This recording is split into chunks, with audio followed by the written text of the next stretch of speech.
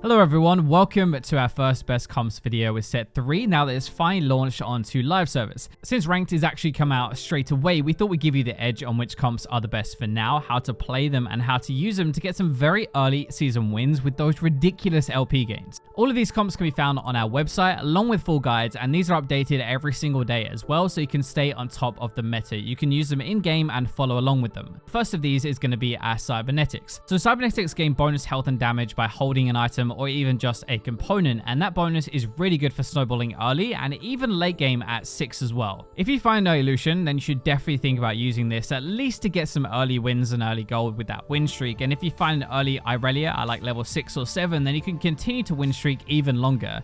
Thieves gloves are also a really good item in this comp. For 2 components you gain 2 full items, right? And there are lots of different units like Vi, Echo, Irelia that can use them later. Most of you guys will know, but win streaking in set 3 is now more important because of the streak changes. You now get 3 gold extra per turn for only 4+ wins. There are not many comps that can beat even a 1-star Leona, Fiora and Lucian early with 1 component each, especially if you add another Vanguard or Blaster for the extra synergy and you level a little bit earlier. This is good against basically every comp at the moment, but it's probably one of the hardest to pull off game to game since items will change and you're not just stacking one single carry. Some games the items you'll find will make Irelia the carry. Some games it will be Lucian, some games it will be Echo, and some even Kayle.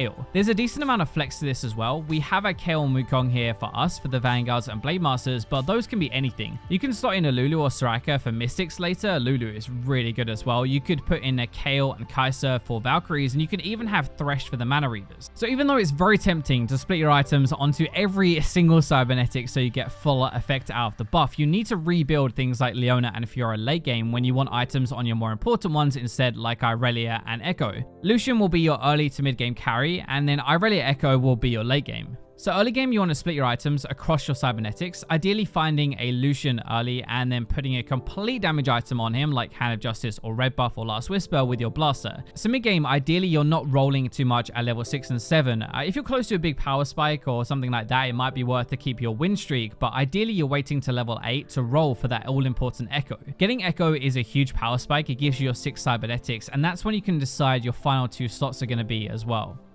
Next up, we have our Bed and Breakfast comp, and this is our Blaster comp of the set, basically the same from set 1 actually, which can deal some serious damage and has some really good frontline. If you find early bows and swords, this is perfect comp to go for. It's more reliant on items than units early, so forcing it without them will normally end badly. It's not just about offense though. This is one mistake a lot of people make. Having one defensive item on your carry like Jinx will be really crucial. There are tons of infiltrators and sorcerers around that will blow her up at some point during the fight. It's basically like having a huge frontline like Brawlers and letting Jinx get her resets and then killing everything. Late game that turns into Misfortune ulting everybody as well, and you turn into dual threat. We do recommend Brawlers as a frontline, mostly because they have such high health and crowd control and they last a long time, but also because of Blitzcrank. Blitzcrank will normally hook somebody pretty weak next to Jinx and give her the first of her resets, which means that she only needs one more to pop off and actually start to do damage. If you can't find the Brawlers though, you can also run things like Vanguard, so you can run some Chrono in there for attack speed as well. You can even just run 2 Blasters if you want to, but this is probably the most reliable version of the comp. Defensive items on your tanks as well will give Jinx a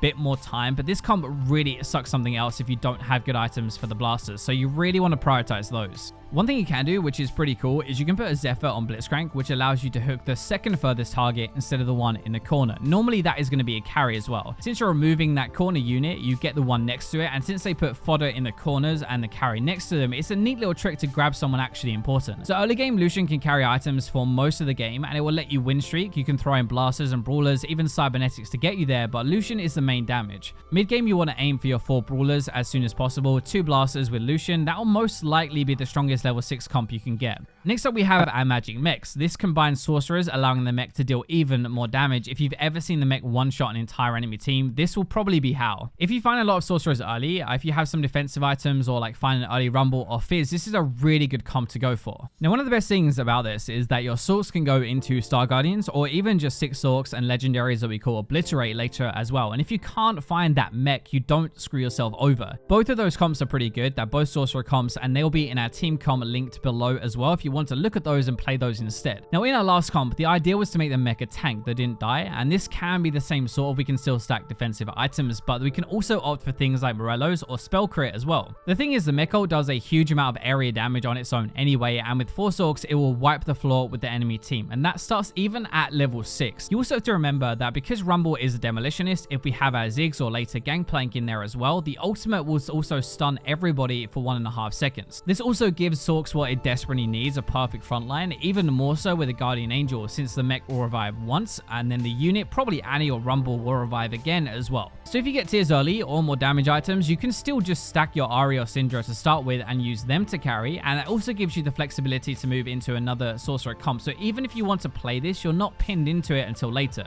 So early game, you can play this kind of how you like, and normally some sort of frontline and then some sorcerers behind it. Star Guardians is also a pretty good way to survive early game with Poppy, Ahri, and Zoe if you can find them, and you can make Poppy the tank as well, putting your mech items onto her. It might be tempting later to throw in more legendaries and swap over to something else, but be really careful because you don't want to lose your synergies for your mech. We only list 7 champions here, so rebuilding Ahri and giving her damage items to someone like Misfortune or Aurelion at 8 can definitely work wonders because they will do more damage. So next up, we have our Darkstar Shaco build. And if you remember Akali from set 1, where she'd run around and one-shot everybody with an Infinity Edge, well, this is kind of as close as we can get to that in set 3. If you can get a few early Shacos or a lot of BF swords, this will be a really good comp to go for. The items are relatively flexible, but they all need BF swords, unfortunately, and this definitely has a lot of expensive units too. This is a lot like Kha'Zix from the last set in set 2, where he's going to jump around and basically kill everything himself, but the Darkstar version of this means that Shaco is the last alive and is super buffed up. Whenever your other Darkstars die, it gives increased damage and previous stacks of that effect to the nearest Darkstar. So Jarvan and Mordekaiser will be the first to die, most likely they're your frontliners, and Shaco should be in the backline as well, getting that damage buff, which is a whopping 80% at the 6 buff. You'll notice that Shaco's items aren't really as damage focused as a lot of other builds. Like if you have pure Infiltrators, you probably want an Infinity Edge, but you don't really need it here. Because of the damage buff he gets from Darkstars, damage items are kind of overkill. It's more about how he survives. Dragon Skull can be like a Guardian Angel or anything defensive really. You want a mana item so that he backstabs more, which is 325% damage at 2-star.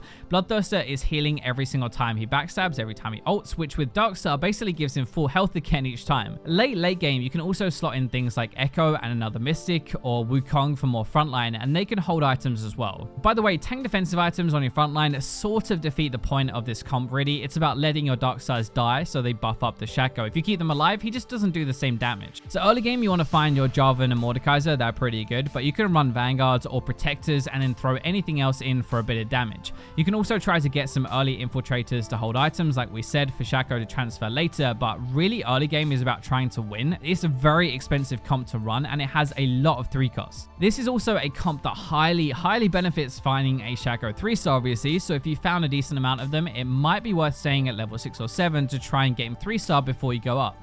Next up, we have our pure Infiltrator comp, and this is more of a standard version of Infiltrators and is definitely easier to play than the Darkstar version, but this is about getting to the backline and nuking everybody down, which is great versus Sorcerers or Blasters. If you find some early mechs, especially Fizz, this is a really good comp to go for because your items are super flexible in this comp as well. You have 2 carries, the mech and the Infiltrators. Having good mech items is extremely important. Something like an Ionic Spark is great, but then you can put items like Warmogs or Guardian Angel, whatever you find early. Bramble will actually do some serious damage as well. It's like a hybrid defensive / offensive item, which is why we recommend sticking it on one of them, but things like Morello also work. Most of the time you'll be sticking these items onto Annie because she's the first one you'll find and can hold them, but Fizz is also good if you remake it at any point. The second side of this is the Infiltrators, right? You've got Shaco and Kaiser who can also carry if you stick a Thieves Glove on them or some damage items on them, especially Echo later. Basically, you have a huge frontline with the mech and then a bunch of damage flying to their backline who won't be touched because everybody is slapping this unkillable monster, the mech, at the front. The last 2 spots are really up to you. Now, we have Xin and Rakan in here for Protector and Celestial because that gives the mech 15% healing. Combining that with like a Warmogs, by the way, it's so good and you never die. You can stick in things like Kale for another carry and Valkyrie. You can throw in legendaries later like Misfortune or Gangplank are good and they have synergy with the rest, especially GP actually, and Demolitionist with Rumble. So this comp is basically complete at level 6 with 3 mechs and 4 Infiltrators, right? Which is really good, but also means it won't hold up as well late game at like level 8, level 9. You'll need to use that point to snowball and then find good units to add in at level 7, 8, and 9, or try to 3-star some of your mechs or Infiltrators you have items on.